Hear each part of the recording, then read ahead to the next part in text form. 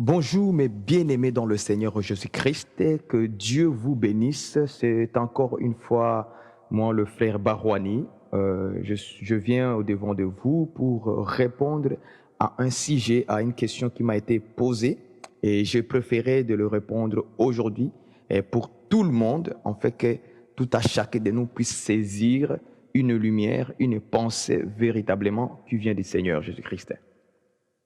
Avant de commencer, nous allons élever une brève prière auprès du Père, au nom de Jésus-Christ, afin de nous aider à comprendre les saintes Écritures. Seigneur notre Dieu, je bénis ton peuple, je te bénis Seigneur notre Dieu parce que tu nous fais encore une fois grâce aujourd'hui de partager la parole, de partager une pensée qui vient de toi Seigneur notre Dieu.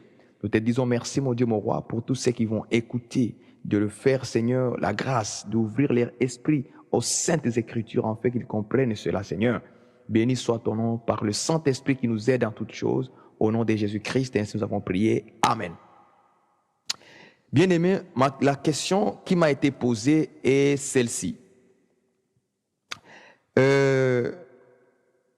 Vous entendrez parler dans beaucoup de vidéos de beaucoup de frères, ok? Vous entendrez parler, je pense que toi aussi peut-être tu as cette pensée-là en toi, que nous sommes tous sacrificateurs. Et aujourd'hui, il n'y a plus de sacrificateurs comme hommes de Dieu, comme des Lévites étaient à l'époque. Alors la question m'a été posée dans ce sens-là. Est-ce que nous tous, nous sommes des sacrificateurs? Il n'y a point de sacrificateurs comme des Lévites, comme des serviteurs qu'ils faisaient dans l'ancienne alliance. C'est cette question, de cette manière-là que nous voulons répondre. Si la pensée de beaucoup de frères tient debout.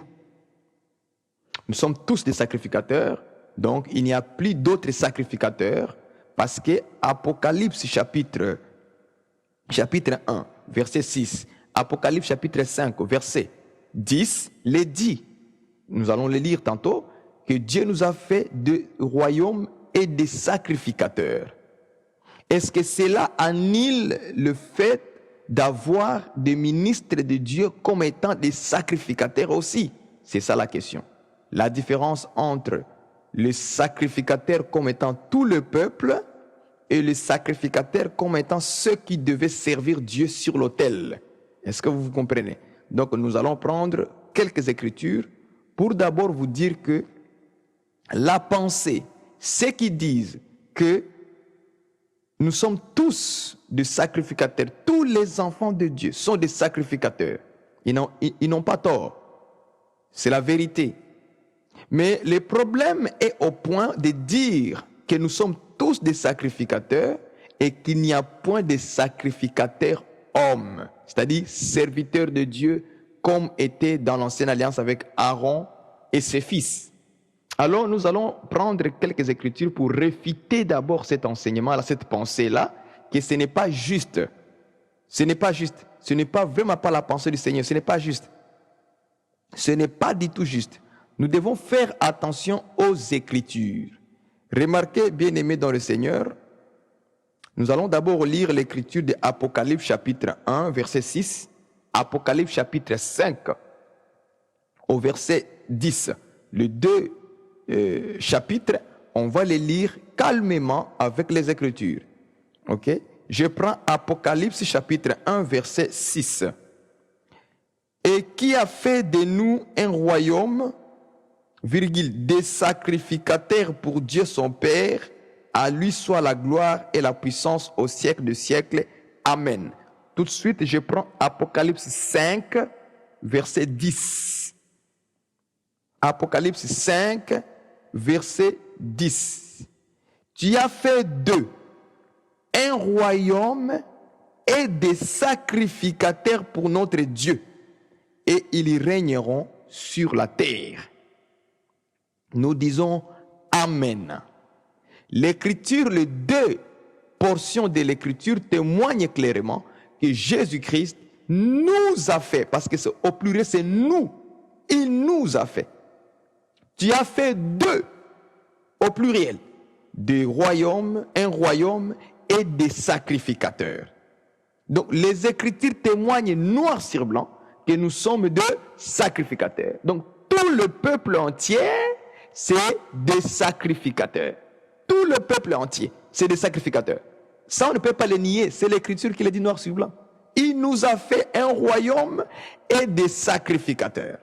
J'acclame le Seigneur. Maintenant, il faut que nous sachions quelque chose très important. Il faut que nous sachions quelque chose. Nous allons prendre Ecclésiaste chapitre 3, verset 15. Ecclésiaste chapitre 3, verset 15. Prenez ça avec moi. Chapitre 3, verset 15. Ecclésiaste.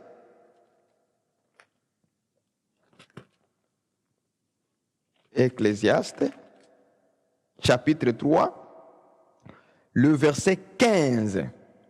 Ce qui est a déjà été et ce qui sera a déjà été. Et Dieu ramène ce qui est passé. Vous voyez ça? Nous sommes sur le sujet précis. La Bible dit que ce qui est au présent a déjà été, ça a déjà existé. C'est-à-dire quoi?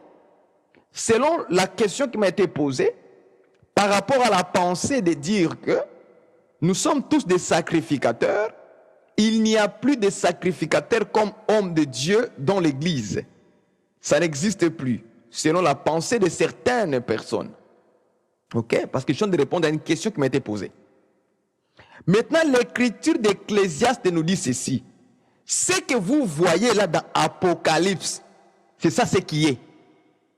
Ce qui est, c'est quoi? C'est qu'Apocalypse chapitre 1, verset 6, Apocalypse chapitre 5, verset 10, nous témoigne que Jésus-Christ nous a fait un royaume et des sacrificateurs pour notre Dieu, et ils régneront sur la terre. C'est-à-dire que nous sommes sacrificateurs, c'est ce qui est. Mais ce qui est là a déjà été. J'aime l'écriture d'Ecclésiaste chapitre 2, verset 15. Ce qui est a déjà été.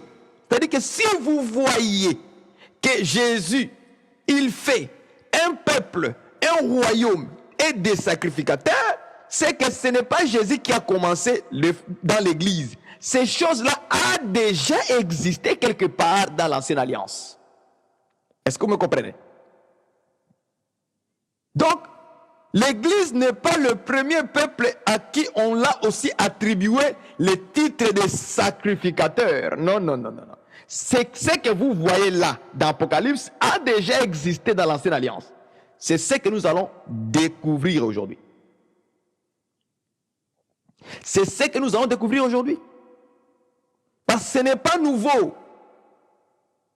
Ce n'est pas nouveau. L'Église n'est pas le premier à être identifié aussi comme étant des sacrificateurs, un royaume. Non, non. Il n'est pas le premier. Il y a eu déjà un autre peuple qui a déjà aussi, qu'on a aussi attribué ce titre-là d'un royaume des sacrificateurs. Est-ce que nous avons une écriture qui le témoigne? Voilà pourquoi je commence par dire ce qui est dans l'Apocalypse a déjà existé.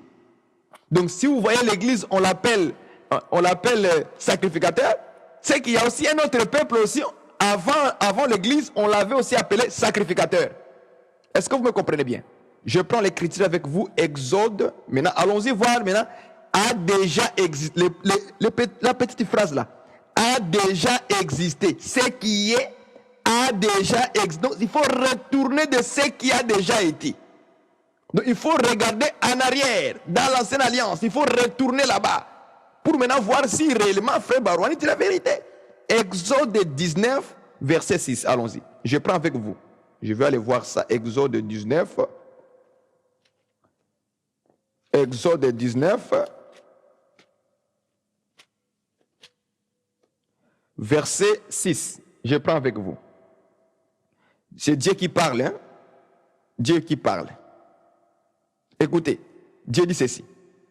Vous serez pour moi un royaume de sacrificateurs et une nation sainte. Je me limite par là.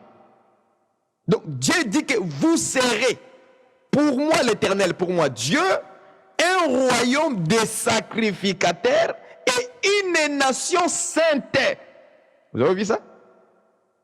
Donc, vous voyez qu'on appelle Israël et un royaume de qui? Des sacrificateurs.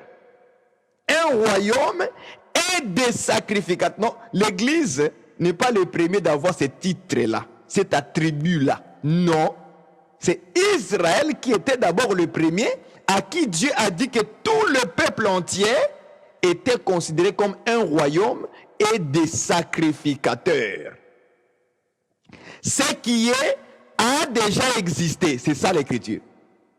L'Église, on l'a appelé un royaume et des sacrificateurs. Dans Exode 19, verset 6, on appelle aussi Israël un royaume et des sacrificateurs. Donc c'est similaire, c'est la même chose. Est-ce que vous comprenez ces choses, frères? Si vous voyez, on appelle dans Exode 19, verset 6, on appelle Israël une nation sainte. Quand vous regardez Pierre, dans 2 Pierre, 1 Pierre chapitre 2, verset 9, qu'est-ce qu'il a dit? Il a appelé aussi l'Église comme étant une nation sainte. Vous comprenez ça? Donc c'est toujours les mêmes attributs. Ça n'a pas changé. Non, ça n'a pas changé. Donc on appelle l'Église aussi une nation sainte, une race élue. Si vous voyez toutes ces choses-là dans la grâce, c'est que ça existait dans la loi aussi. C'est pourquoi on appelle l'Église un sacerdoce royal. Parce que nous formons un royaume. Nous sommes un royaume. Une nation sainte. On appelle aussi Israël une nation sainte. Exode 19, verset 6. Donc c'est similaire, c'est la même chose. Donc dans les attributs que Dieu donnait à son peuple, ça n'a pas changé. Ça n'a pas du tout changé. Ça a gardé la même formule. Le même appellation, voilà les mots. Le même appellation qu'on appelait Israël. Si on appelle Israël mon élu, c'est que l'Église aussi est appelée élu de Jésus. Vous me comprenez? Donc ça n'a pas vraiment changé quelque chose dans les appellations de Dieu. C'est pourquoi je vais ouvrir une parenthèse ici. Que nous devons enlever dans notre esprit de s'approprier une appellation. On commence à s'appeler le saint, matin, midi, soir. Est-ce que vous comprenez? On commence à s'appeler élu, matin, midi, soir. On commence à les racheter, matin, midi, soir. On doit parler comme Pierre, on doit parler comme Paul, on doit parler comme Jacques. On doit utiliser toutes les appellations que Dieu nous donne à l'église. Ça nous appartient. Lisons un peu 1 Pierre. 1 Pierre chapitre. Là, je ouvre un peu une petite parenthèse avant de continuer pour que je ferme rapidement. Parce que la maturité aussi, c'est de répéter ce que les apôtres ont, tout ce qu'ils ont dit. Je prends 1 Pierre chapitre 2, verset 5. Après, on va prendre aussi le verset 9. Je prends 1 Pierre chapitre 2, verset 5. Et vous-même, comme des pierres vivantes, édifiez-vous pour former une maison spirituelle, un saint sacerdoce, en fait d'offrir des victimes spirituelles agréables à Dieu par Jésus-Christ. Vous voyez? Donc, Pierre, il dit, et vous-même, le vous là, c'est l'église. Il parle à l'église, il dit, vous-même l'église. Vous êtes une quoi? Vous êtes un saint sacerdoce. Donc, nous formons un saint sacerdoce. Est-ce que vous comprenez ça? Je descends au verset 9. Je prends le verset 9. Maintenant, au verset 9, Pierre va détailler encore plus en profondeur. La même église à qui il adresse la lettre, il écrit une lettre, ils adressent. Voici le verset 9. Vous, l'église, au contraire, vous êtes une race élue. 1. Un sacerdoce royal. 2. Une nation sainte. 3. Un peuple acquis. 4. Vous voyez ces appellations ici? Vous les avez vues? Est-ce que vous les avez lues? Lisez avec moi, vous allez voir. Pierre appelle l'église et dit que vous, au contraire, vous êtes une race élue. Première appellation. Donc nous sommes une race élue, nous tous.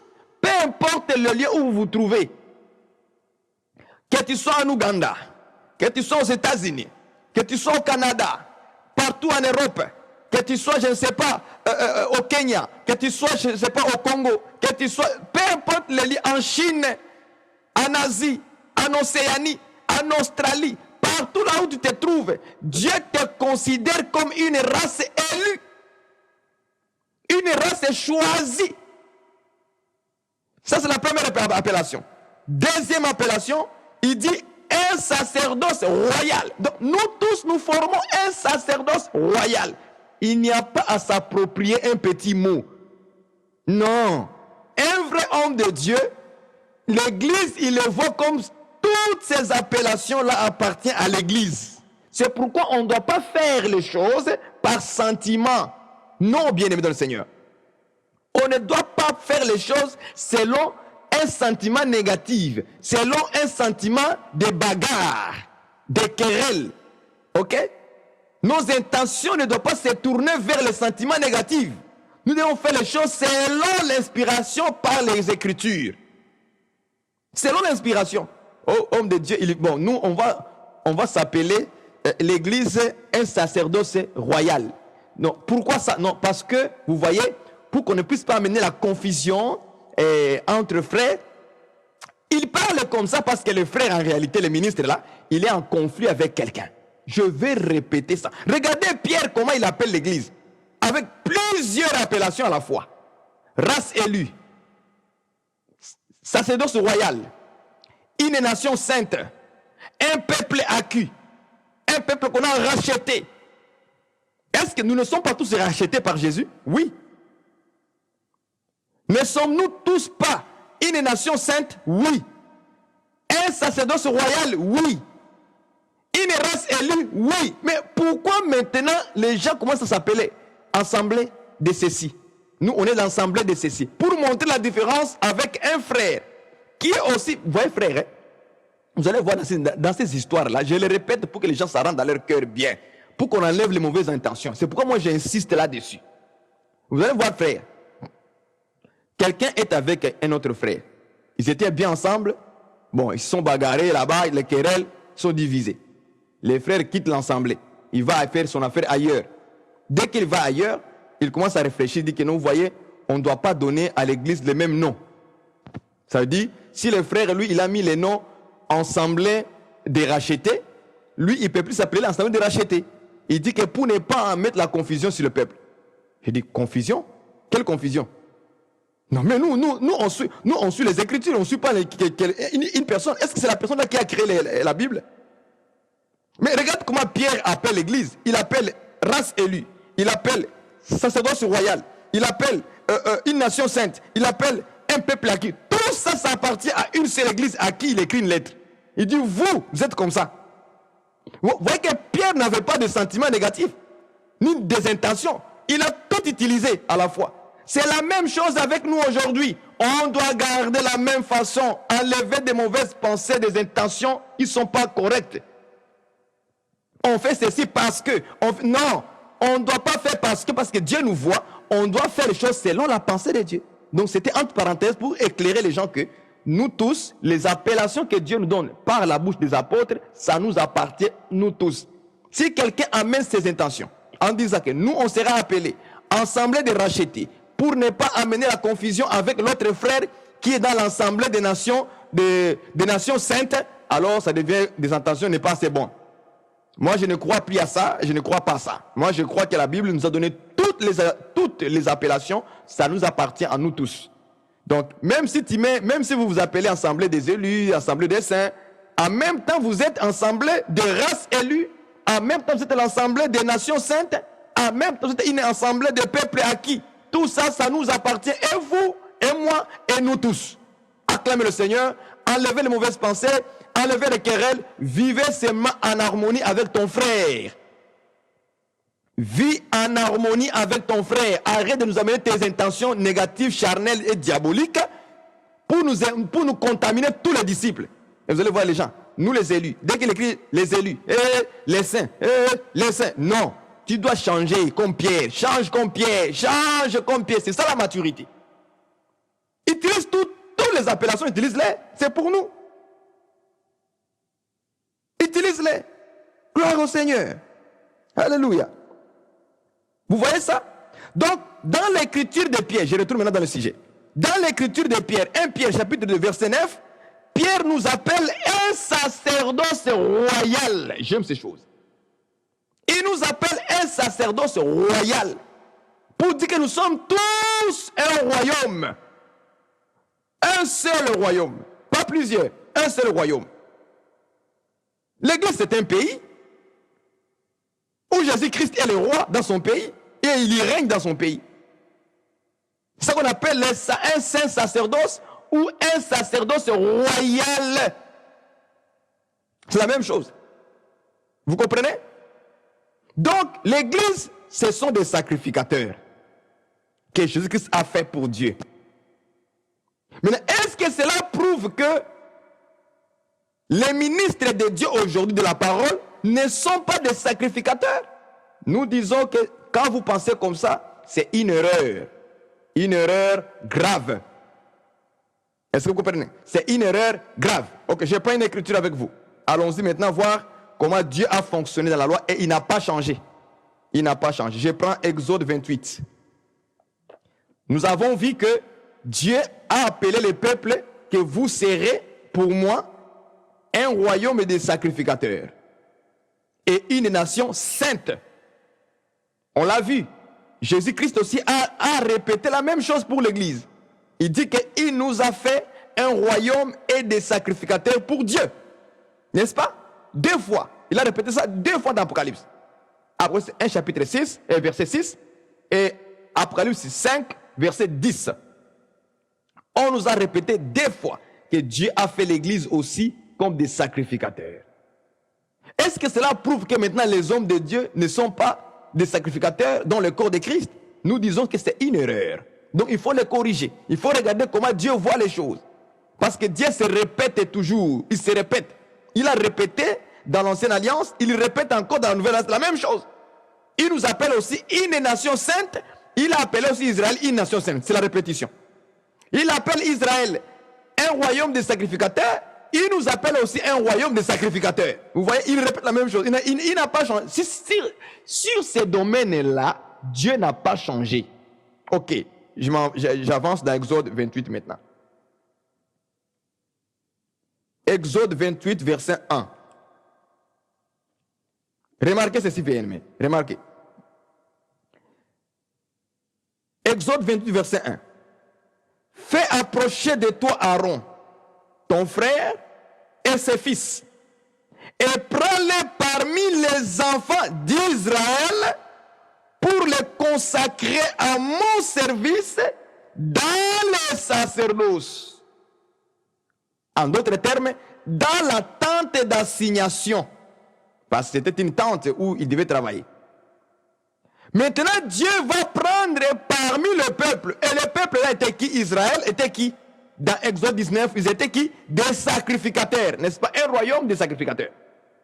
Mais parmi ces royaumes de sacrificateurs, Dieu dit, prends-moi Aaron et ses fils. C'est ça qu'on appelle plus tard la tribu de Lévi. Donc il prend maintenant la tribu de Lévi. Donc Aaron et ses fils, pour faire quoi avec eux? Il dit, pour maintenant, pour le consacrer à mon service dans le sacerdoce. Ah! Là, c'est autre chose maintenant, là. Ça change complètement. Aaron, comme étant souverain sacrificateur, ses fils comme étant des sacrificateurs. Mais tandis que déjà dans Exode 19, verset 6, Dieu a déjà établi tout le monde des sacrificateurs. Maintenant, parmi les sacrificateurs comme peuple, Dieu va enlever, va prendre encore parmi les frères là, il va prendre Aaron et ses fils. Et il fera d'eux des sacrificateurs pour les autres. Acclamez le Seigneur. Dieu n'a pas changé, frère. Enlève la pensée de dire aujourd'hui, il n'y a plus de sacrificateurs, nous sommes tous sacrificateurs. Tu donnes le verset, c'est vrai, mais tu es ignorant quelque part. Il y a une petite ignorance, une petite erreur qui est là-bas. Il faut nettoyer ça, que Dieu n'a pas changé. Donc parmi les frères, parmi le peuple, Dieu doit prendre certains hommes pour les établir à la tête du peuple. Dieu n'a pas changé. C'est là-bas où il y a une petite erreur. Ça se trouve là-bas. Tout ça pourquoi? Parce que tout simplement c'est au sujet de la dîme. C'est ça les grands problèmes. C'est toujours au sujet de la dîme qu'il y a ce genre de raisonnement. Oh non, nous sommes tous sacrificateurs. Maintenant, si nous sommes tous sacrificateurs, qui donnera la dîme à qui? Moi-même qui vous parle là. J'avais aussi dit ça. Et je viens le dire et le rectifier devant vous. C'est une mauvaise, ce n'est pas une bonne pensée selon l'encadrement de Dieu. Non, non, non. C'est une pensée charnelle juste pour réfuter la dîme. Est-ce que vous comprenez? Juste parce qu'on a de mauvaises intentions sur la dîme, alors qu'est-ce qu'on fait? On dit, écoutez, Jésus-Christ, aujourd'hui, il nous a fait, nous tous, des sacrificateurs. Il n'y a plus de sacrificateurs comme les Lévis. Tout le monde sacrificateur. Oh. Maintenant, qui va donner la dîme à qui? À personne. Vous voyez? Mauvaise pensée, mauvaise pensée, mauvaise pensée. Cette pensée n'est pas encadrée selon la pensée du Seigneur. Dieu n'a pas changé dans ce domaine-là. Il prend parmi les frères Israël, il enlève encore d'autres personnes qu'il appelle sacrificateurs. C'est pourquoi Aaron, on l'appelait souverain sacrificateur. Et ses fils, on les appelait sacrificateurs, mais qui devaient servir dans la tente d'assignation qu'on appelle les sacerdoces. C'est différent. Très différent, frère. C'est la raison pour laquelle, vous allez voir, vous connaissez les Écritures avec moi, on avait cousu des vêtements sacrés pour Aaron et pour ses fils, pour montrer leur dignité et leur parure. Pourquoi quand on les appelle au service sacerdotal, on les fait des vêtements qu'on appelle les vêtements sacrés? Pourquoi? Ne vous posez pas cette question. Pourquoi on n'a pas fait pour tous les peuples les vêtements sacrés? Pourquoi on n'a pas fait ça? Hein? Parce que les vêtements là, c'était l'image du ministère. La dignité, le ministère, c'est tout un vêtement. Le pasteur, le docteur, le prophète, l'apôtre, l'évangéliste. Tout ça, ce sont des vêtements que Jésus-Christ a cousus et il donne à chacun selon la modèle. C'est-à-dire selon la mesure de grâce. Est-ce que vous comprenez? Il donne à chacun selon la mesure de grâce. Donc quelqu'un peut être docteur, il porte un habit, mais son habit, cet habit, ce ministère-là, et va avec lui. La taille est conformément à lui. Quand il porte ça, vous le sentez, lui là c'est un docteur, lui là c'est un pasteur, lui là c'est un évangéliste, lui là c'est un prophète. Est-ce que vous comprenez ça? Vous le voyez parce que les vêtements qu'il porte, c'est ça qui marque sa dignité et la parure. Or, la parure veut dire l'ornement. Ça va dégager quelque chose. Une beauté de ces vêtements-là. Aujourd'hui, le ministère est devenu comme... Les gens ont commencé à coudre leurs propres vêtements. Comprenez mon langage? Les gens ils ont coudre leurs propres vêtements. Quelqu'un prend les tissus. Il achète les tissus, il achète, je ne sais pas, des fils, il amène ça à un tailleur. Et le tailleur commence à mesurer. Mais ce n'est pas Dieu qui a mesuré. Il commence à mesurer la taille, il fabrique un vêtement comme ça, il porte et il dit que je suis pasteur, je suis docteur. Maintenant, au lieu d'enlever une bonne odeur, enlever une parure, l'ornement qui puisse briller la beauté des vêtements, vous commencez à constater d'autres choses. Vous constatez autre chose. De fausses interprétations ici à gauche et à droite, de ceci, cela, parce que la personne a cousu ses vêtements par lui-même. Ce n'est pas Dieu qui lui a donné, mais c'est un tailleur fabrique. C'est pourquoi les gens fabriquent des ministères. Tu prêches les pieds de Dieu aujourd'hui, demain, après, on t'impose les mains, tu deviens ministre de Dieu. Non, ça ne marche pas comme ça. Il faut que Dieu parle aussi. Il faut que Dieu révèle quand même aussi que celui-ci, je l'ai appelé à telle mission. Comme cela a été dans les Écritures avec l'apôtre Paul et Silas, si je ne me trompe pas. La Bible dit que le Saint-Esprit dit, à un moment donné, il faut que le Saint-Esprit parle. Que telle personne, je l'ai appelé pour telle mission. Si ça ne parle pas, Même s'il explique le chevet de Dieu, cela ne veut pas dire que le frère là maintenant il devient docteur. Comme ça, non. Parce que Dieu doit l'habiller, après l'avoir habillé, pour montrer la dignité, la différence entre sacrificateur peuple et sacrificateur ministre de la parole. Acclamez le Seigneur. C'est ça la Bible. Donc il doit y avoir une différence entre les sacrificateurs peuple et sacrificateurs ministre de la parole. Qu'est-ce qui fera la différence entre les deux sacrificateurs? C'est le vêtement qu'il porte. C'est le ministère qu'il porte sur lui. C'est ça la différence. Voilà pourquoi il était recommandé qu'aux sacrificateurs ministres, c'est-à-dire ceux qui servaient dans la tente d'assignation, ceux qui étaient dans le service sacerdotal, c'est eux qui devaient enseigner le peuple. Le peuple ne pouvait pas s'enseigner eux-mêmes. Non! Non! Ça ne marche pas comme ça, frère. Le peuple ne peut pas s'enseigner eux-mêmes. Non. Le peuple est enseigné par les sacrificateurs ministres dans le sacerdoce. Est-ce que vous comprenez? C'est pourquoi le ministère de la parole, c'est pour perfectionner l'Église, les saints, et les amener à la stature parfaite de Christ. Quoi? Les 5 ministères, les 5 vêtements que Jésus donne. Parce que le ministère de la parole, c'est tout un vêtement qu'il porte, la dignité. Pour montrer la différence entre ministre et sacrificateur et le peuple qui est aussi sacrificateur. Vous remarquerez que dans Ézéchiel, il était écrit ceci. Lorsque les sacrificateurs rentraient dans le service, dans la tente d'assignation, quand ils voulaient sortir, ils doivent enlever les vêtements du service. Même si ces choses-là, on peut l'expliquer dans la prophétie. Quand il sort dehors, il doit enlever le vêtement, il doit mettre d'autres vêtements. Et Dieu explique, il dit, c'est pour ne pas sanctifier le peuple. Est-ce que vous comprenez ça? C'est pour ne pas sanctifier le peuple. C'est pourquoi il devait enlever les vêtements des services sacrés. Les vêtements sacrés, ils doivent les enlever et les déposer là-bas et prendre d'autres vêtements pour maintenant sortir dehors devant le peuple. Ce qui veut dire que les vêtements en réalité qui est resté dans la tente d'assignation, c'était des vêtements qui sanctifiaient. Or Jésus-Christ a dit, sanctifiez-les par ta vérité. C'est que les vêtements qui restaient dans la tente d'assignation, c'était une vérité. Acclamez le Seigneur. C'est ça le ministère, frère. Le ministère est là pour sanctifier, pour amener le peuple à être saint, à devenir saint comme Dieu il est saint. Mais c'est par le ministère qu'on amène les gens à se sanctifier, qu'on amène les gens à craindre Dieu, qu'on amène les gens à devenir parfaits comme Christ. Vous voyez ça? Voilà pourquoi ces vêtements pouvaient sanctifier le peuple. Aujourd'hui, ces vêtements n'est pas resté au ciel.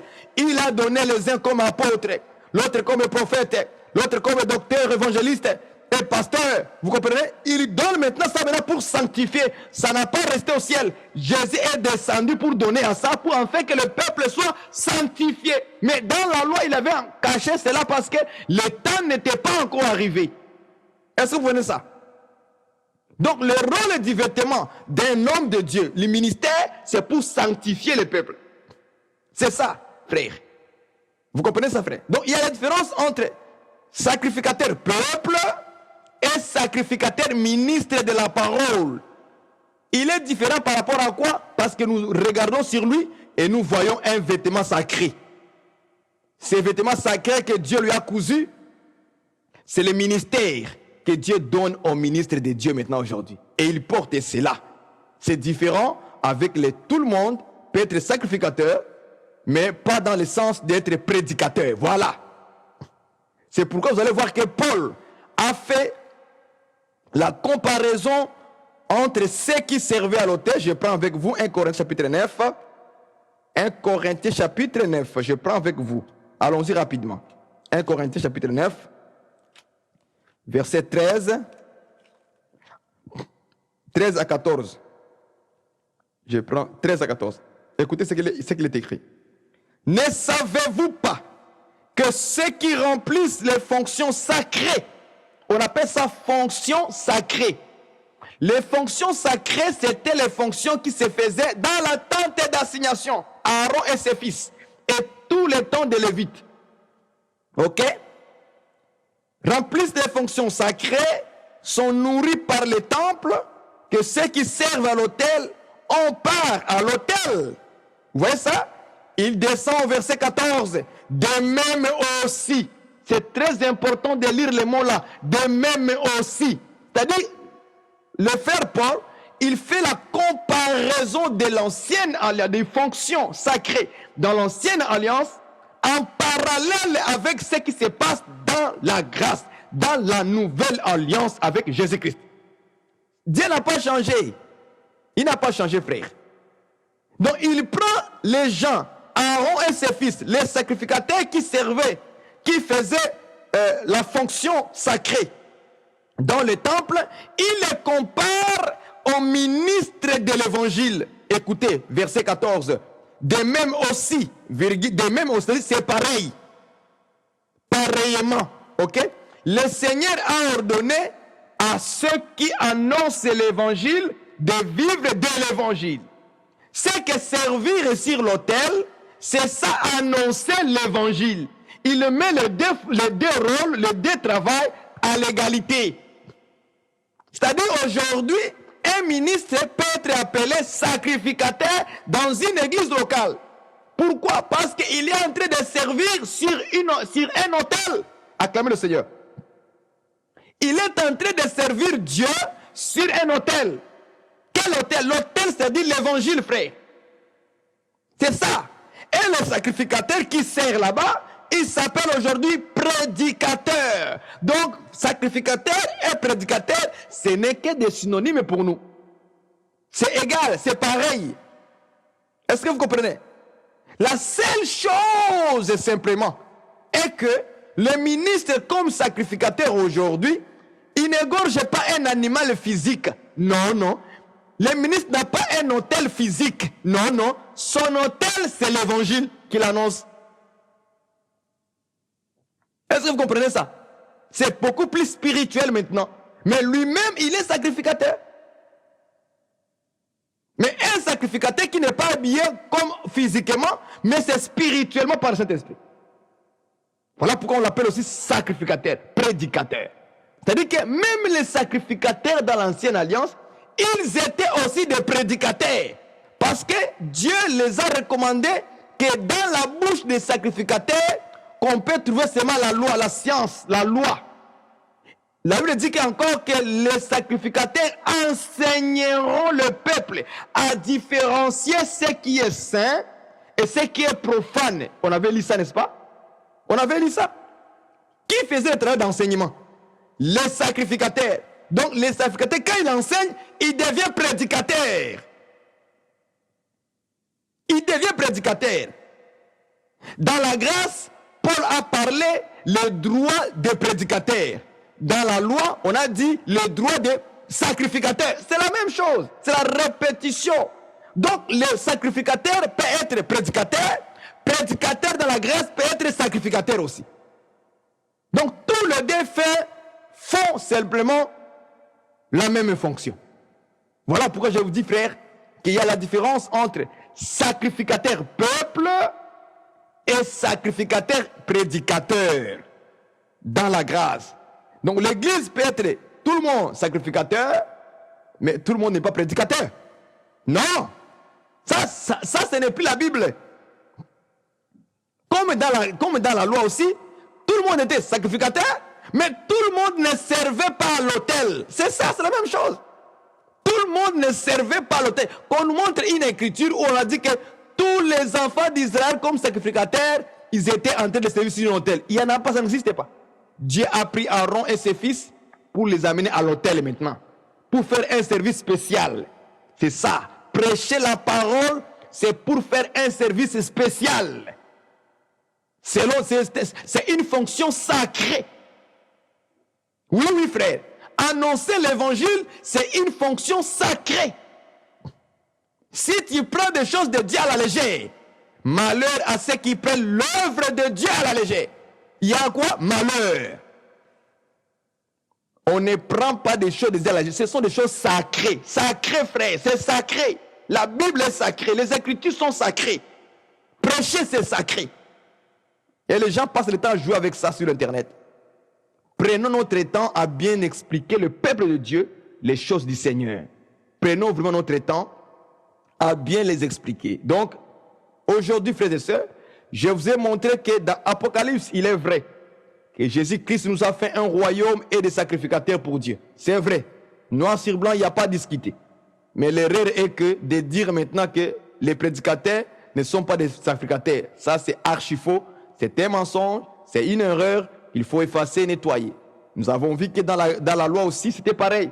Le peuple était appelé aussi sacrificateur. Mais Dieu ne s'est pas limité là-bas parce que Dieu est Dieu, n'est-ce pas? On croit en Dieu, n'est-ce pas? Tout ce qu'il fait est bon, n'est-ce pas? Tout le monde croit en ça. Tout ce que Dieu fait toujours un but. Donc, parmi tous les sacrificateurs comme peuple Israël, Dieu a soutiré, Dieu a retiré Aaron et ses fils comme des sacrificateurs aussi pour les services sacrés. Ça, on appelle ça service sacré. Donc, tout le monde dans le corps de Christ ne peut pas prêcher. Voilà pourquoi il y a beaucoup d'erreurs avec les églises des maisons. Ils pensent que lorsqu'on se réunit dans une maison, ok, il n'y a pas de sacrificateur maintenant, tout le monde est sacrificateur. Maintenant, tout le monde doit enseigner maintenant. Non, ça ne marche pas comme ça. Il y a de l'ordre dans l'église. Il y a des prédictions. Il y en a ceux que Dieu a mandaté pour prêcher, pour enseigner, pour expliquer les Écritures. Ce n'est pas n'importe qui, tu allumes la caméra, et puis tu vois, vous voyez aujourd'hui, tout le monde a l'accès à l'appareil, aux caméras sur le téléphone, on peut faire le direct, et puis on se dit que je suis prédicateur. Non! Il faut porter les vêtements, et le peuple va dire, ça c'est le fils d'Aaron. Il porte les vêtements sacrés. On les appelait ça vêtements sacrés. Donc le ministère, c'est un vêtement sacré. Voilà pourquoi j'ai dit que les ministères de la parole sacrée. Voilà. C'est comme ça qu'on doit l'appeler aussi. Les ministères de la parole sacrée. On ne joue pas avec des choses sacrées, frère. Ministère est sacré. C'est un vêtement sacré qui marque une dignité et qui montre une parure en fait de servir Dieu. Et quand tu rentres en service, c'est pour sanctifier le peuple. Parce que le vêtement là était pour sanctifier le peuple. Aujourd'hui, ce vêtement est donné aux hommes pour que nous puissions sanctifier le peuple. Acclamez le Seigneur. Et que Dieu vous bénisse. Voilà un peu aujourd'hui ce que je voulais parler et partager avec vous pour vous édifier. Que Dieu vous bénisse et à la prochaine encore une fois. Si Dieu le veut, nous amènerons encore quelque chose de nouveau. Merci beaucoup. Bye bye.